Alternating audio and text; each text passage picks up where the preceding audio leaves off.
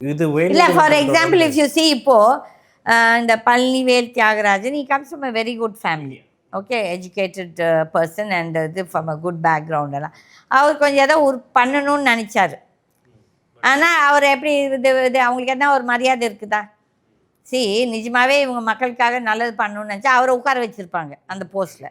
அப்போ அவரை தூக்கிட்டாங்க. அப்போ என்ன யோகிதம்? உன் பையன் அவரை விட நிறைய படிச்சிருக்கானா? இவன் என்ன படிச்சிருக்கான்? இவங்கெல்லாம் ட்ரக்ஸு, பொம்பளை பொறுக்கித்தனம், குடிக்கிறது, கொள்ளை அடிக்கிறது, இதுதான் இவங்களோட இது. அப்போ அந்த விஷயத்தில் நம்ம வந்து பழனிவேல் தியாகராஜனை நம்ம பாராட்டணும். இப்போ நான் பேசுகிறதால அவர் எனக்கு ஃப்ரெண்டும் கிடையாது, ஒன்றும் கிடையாது. நான் வந்து நியாயமாக பேசுகிறேன். Okay, is been an investment banker. கொஞ்சம் அந்த ஃபைனான்சஸ் பற்றி அவருக்கு புரிஞ்சிருக்கும். ஆகையால் ஏதோ ஒன்று செஞ்சுட்டு இருந்தார், கொஞ்சம் இறுக்கி பிடிச்சிட்டு இருந்தார். ஆனால் அது வந்து இந்த மந்திரிங்களுக்கெலாம் பிடிக்கல. அதுக்கப்புறம் அவங்க வீட்டை பற்றியே பேசினோடனே அவங்க தூக்கி போட்டாங்க. இதுதான் அது. ஆனால் அந்த மாதிரி ஆட்கள் இன்னும் இருக்காங்க. பட் எவ்வளோ பேர் நிஜமாகவே ஷைன் பண்ணுறாங்க, வெளியே வராங்கன்னா இல்லை, கிடையாது.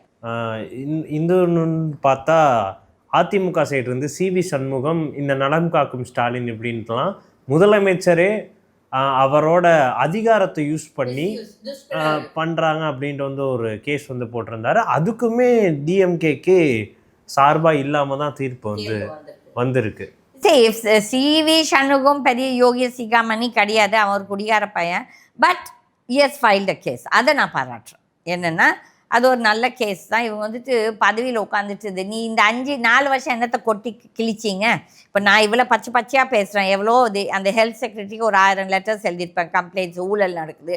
அந்த மாசுவை பார்த்து ஒரு கம்ப்ளைண்ட் கொடுக்க பார்த்தா அந்த ஆள் நம்மளை போவுன்னு கத்துறான்.